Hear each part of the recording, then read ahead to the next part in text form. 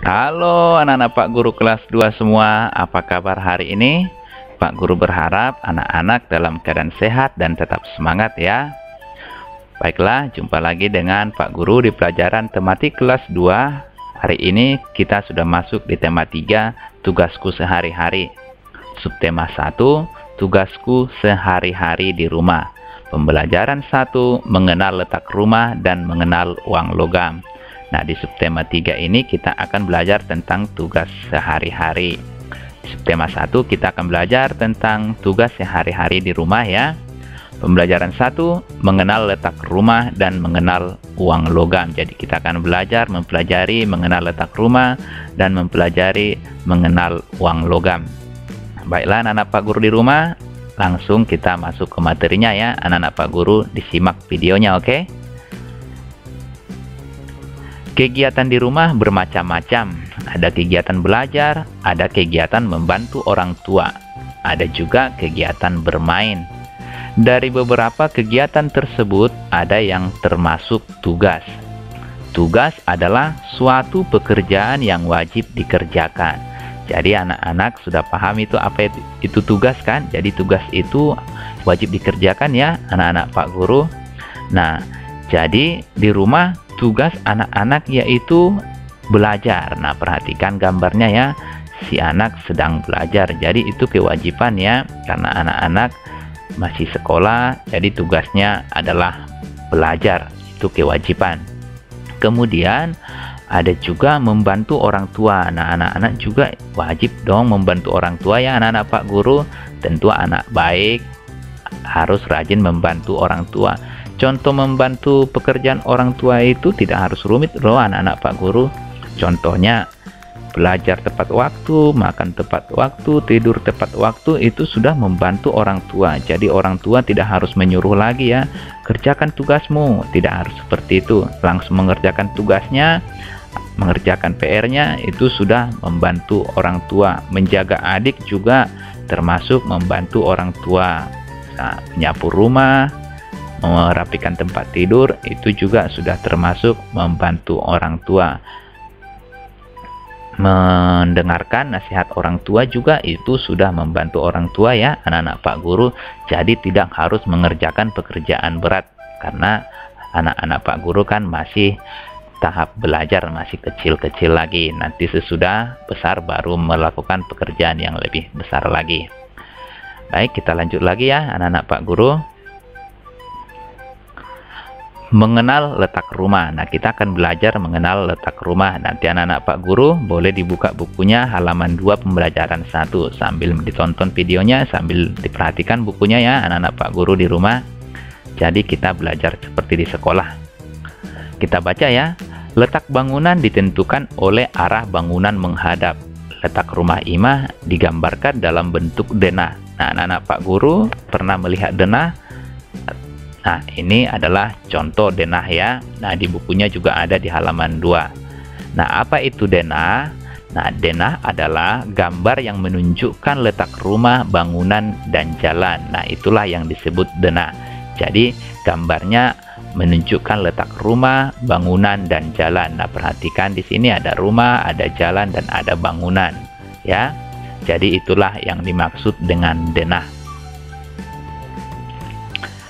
Letak bangunan tadi katanya ditentukan oleh arah bangunan menghadap. Nah, coba perhatikan denah letak rumah Imah berikut.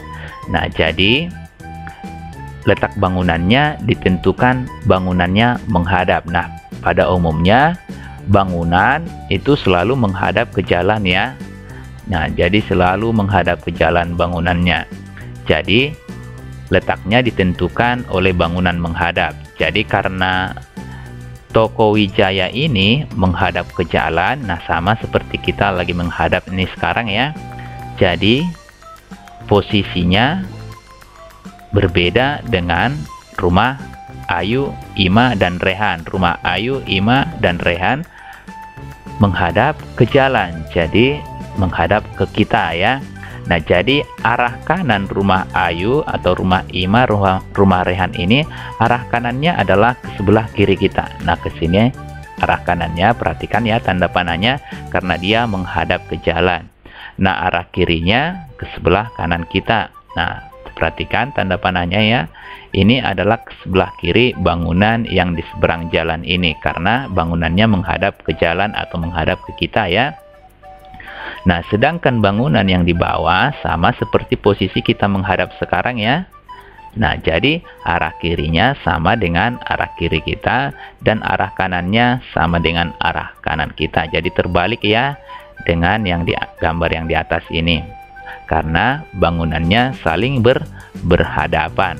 Nah, anak-anak, Pak Guru kira-kira sudah tahu menentukan mana sebelah kanan, mana sebelah kiri ya. Jadi ditentukan letak bangunan itu menghadap. Nah, jadi rumah Ima, Ayu, dan Rehan saling berdekatan. Nah, rumah mereka saling berdekatan ya. Mereka tinggal di Jalan Werkudara. Sebelah kanan rumah Ima, nah perhatikan ya, sebelah kanan rumah Ima, tadi bangunan di sini sebelah kanannya ke sini ya, yang di seberang jalan ini. Sebelah kanan rumah Ima ada rumah Ayu. Sedangkan di sebelah kiri rumah Ima adalah rumah Rehan. Nah, di depan rumah Ima ada pos ronda. Nah, sedangkan di depan rumah Ayu apa? Coba, ayo. Di depan rumah Ayu adalah Toko Wijaya. Sedangkan di depan rumah Rehan ada lapangan. Jadi hadap-hadapan dia ya.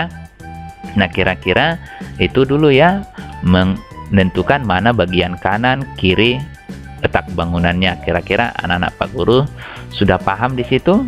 Biar kita lanjut lagi. Pak Guru berharap anak-anak sudah paham ya. Kita lanjut ya. Nah, coba anak-anak Pak Guru perhatikan denah berikut ini. Nah, ini ada gambar denah. Nah, ada di sini, perhatikan denahnya. Ada rumah Sita, rumah Ali, rumah Ina, ada rumah Ayu, kemudian ada kantor polisi. Nah, jalan yang lurus di sini adalah Jalan Merpati, sedangkan ini adalah Jalan Kaswari. Nah, coba anak-anak menentukan rumah Sita terletak di titik-titik rumah Ayu. Nah, ini ada rumah Sita.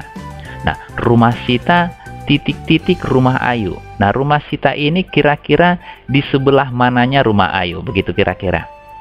Nah, rumah Sita berada di sebelah mananya rumah Ayu? Kira-kira anak Pak Guru tahu di sebelah mananya rumah Ayu, rumah si Sita? Ada di depan. Jadi karena hadap-hadapan, jadi rumah Sita ini berada di depan rumah Ayu. Paham ya anak-anak Pak Guru? Nah, kemudian sebelah kiri rumah Ali, nah bangunan yang di sebelah atas ya, tadi anak-anak Pak Guru sudah tahu bagian sebelah kanan, sebelah kiri bangunan yang di atas ini ya, di seberang jalan, bangunannya menghadap ke kita. Nah, selalu dibayangkannya seperti itu ya. Jadi seolah-olah kita berbalik arah ini kalau bangunan yang di sini ya. Nah, sebelah kiri rumah Ali, rumah siapa kira-kira? Coba. Rumah Ima, karena tadi sebelah kirinya adalah di sebelah sini ya. Jadi sebelah kiri rumah Ali adalah rumah Ina. Kemudian sebelah titik-titik rumah Ali terdapat rumah Sita. Sebelah titik-titik rumah Ali ada rumah Sita. Maksudnya rumah si Sita ini di sebelah mananya rumah si Ali? Ayo, di sebelah mana rumah Ali ini rumah si Sita? Sebelah kanan atau kiri? Sebelah kanan. Karena ini kanannya adalah ke arah kiri kita ya, karena terbalik, karena bangunannya menghadap ke kita ya. Karena menghadap ke kita, jadi arahnya terbalik dengan arah kita ya. Jadi bangunan rumah Sita ini ada di sebelah kanan rumah Ali. Anak-anak Pak Guru paham ya? Baik, mungkin agak sedikit bingung, nanti kalau semakin diperhatikan anak-anak tentu akan paham. Nanti di pelajaran selanjutnya akan coba kita ulang lagi ya. Kita lanjut lagi materi kita. Ima, Ayu, dan Rehan bersekolah di sekolah yang sama. Setiap pagi mereka pergi ke sekolah bersama. Mereka membawa uang saku. uang saku mereka berupa uang logam. Anak-anak tahu itu apa uang saku? Uang saku atau sering dikatakan kalau kita uang jajan ya. Ada uang jajannya, ada 1.000, 2.000, bermacam-macam ya. Nah, uang di sekitar kita ada dua macam, yaitu uang kertas dan uang logam. Tentu anak-anak Pak Guru sudah tahu ini ya. Jadi ada dua macam uang, ada uang kertas dan ada uang logam. Nah, coba perhatikan gambarnya. Nah, ini contoh uang kertas, uang Rp1.000 ini ya. Kemudian ini contoh gambar uang logam. Nah, ini juga uang logam Rp1.000. Tentu anak-anak sudah sangat kenal dengan uang ini ya. Iya, baik. Nah, hari ini kita akan belajar mengenai uang logam. Jadi kita pelajari dulu uang logam ya. Berikut berbagai gambar uang logam. Nah, coba perhatikan gambar ini. Nah, anak-anak tahu ini gambar uang logam berapa? Pernah melihat ya uang logam seperti ini, tapi mungkin anak-anak tidak pernah menggunakannya lagi. Nah, ini adalah uang logam nilainya Rp100. Jadi nilai uangnya Rp100. Nah, ditulis seperti ini, menuliskan uang seperti ini ya anak-anak Pak Guru. Rp100,00. Nah, jadi menulis Rp100 itu harus selalu diawali dengan Rp. Jadi menulis uang itu diawali dengan Rp. Rp ini adalah singkatan rupiah ya. Rupiah disingkat Rp. Nah, Rp 100,00. Jadi harus selalu ada koma, di belakang koma ada 2 00-nya. Itu menyatakan rupiahnya ya anak-anak Pak Guru. Jadi jangan bingung kenapa ada 02 di belakang koma, kenapa ada koma. Jangan bingung ya anak-anak Pak Guru. Jadi yang cukup dibaca adalah 100-nya. Jadi Rp-nya itu singkatan dari rupiah. Jadi Rp100. Nah, jadi dibacanya adalah Rp100. Nah, 00-nya ini adalah untuk menyatakan rupiahnya ya anak-anak Pak Guru. Jadi tidak ikut dibaca ini ya. Jadi jangan 100,00, bukan ya. Jadi dibaca Rp100. Paham ya anak-anak Pak Guru? Ya. Kemudian ini ada uang logam berapa kira-kira? Ini uang, nilai uangnya berapa? Rp200. Nah, ditulis kira-kira bagaimana ini? Ditulis, nah selalu duluan Rp 200,00. Nah, jadi menuliskan uang itu selalu harus dibuat tanda koma dan ada 02 di belakangnya. Jadi Rp 200,00. Jadi dibaca Rp200. Begitu ya membacanya. Dibaca Rp200. Begitu ya. Nah, kemudian ada lagi uang logam berikutnya. Nah, ada uang logam. Nah, ini pernah anak-anak gunakan tentunya ya untuk membeli jajan mungkin ya, atau membeli pensil atau beli penghapus.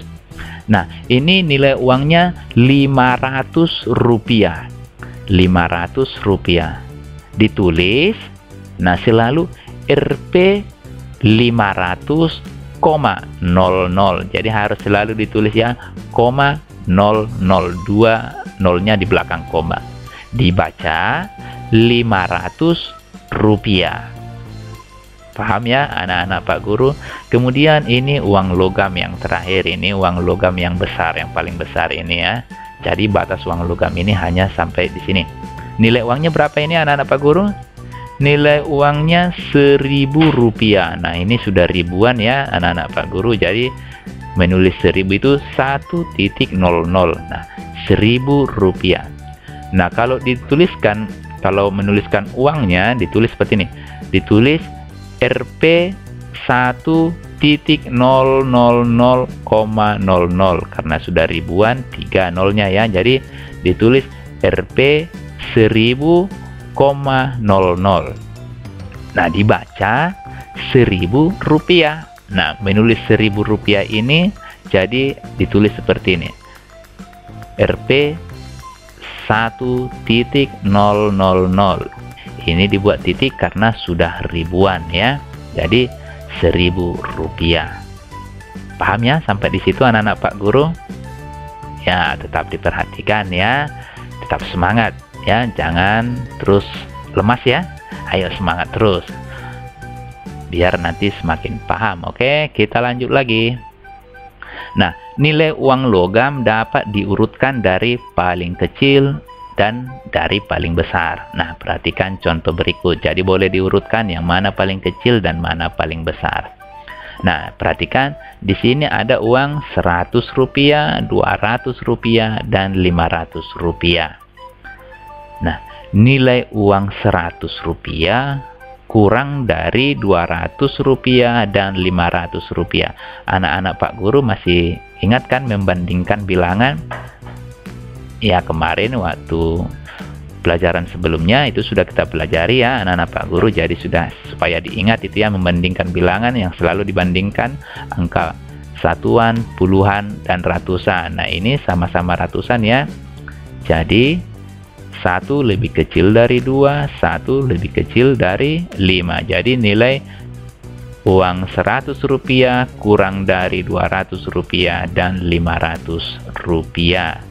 Jadi membandingkan nilai uang itu boleh menggunakan kurang dari dan lebih dari. Nah, nilai uang 200 lebih dari 100. Nah, 2 lebih dari 1 ya. Jadi Rp200 lebih dari Rp100. Nah, nilai uang Rp200 kurang dari Rp500.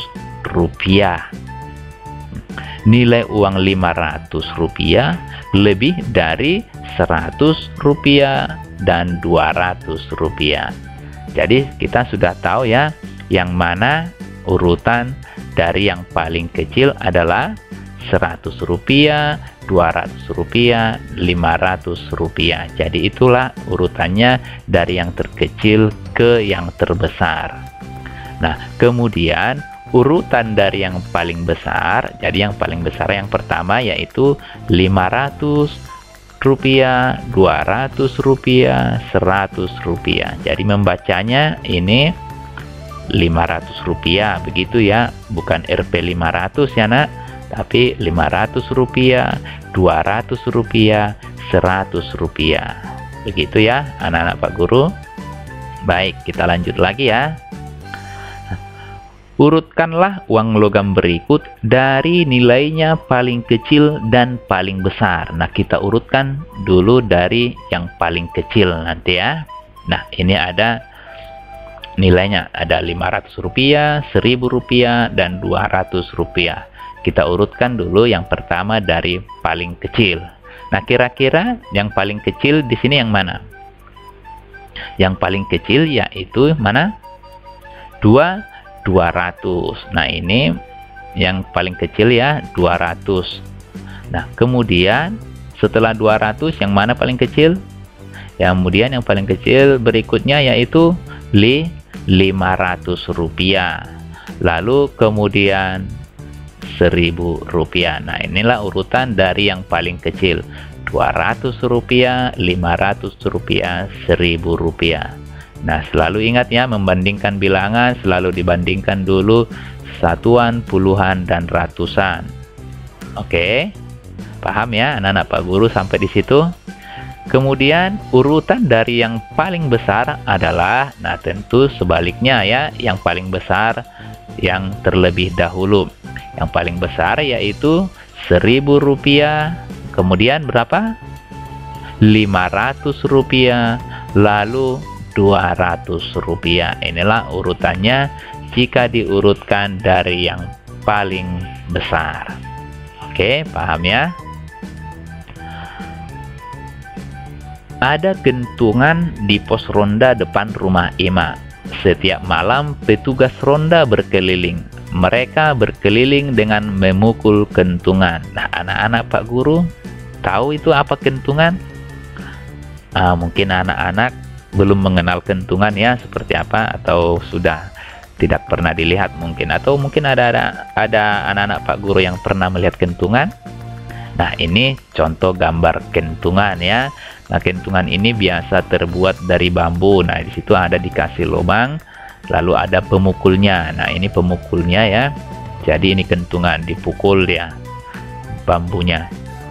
Nah, inilah kentungan. Nah, biasanya ini ada di pos ronda atau pos jaga ya, atau mungkin kalau sekarang di perumahan di pos sapam ya, ada kentungan seperti ini biasanya untuk ronda atau jaga malam, begitu ya.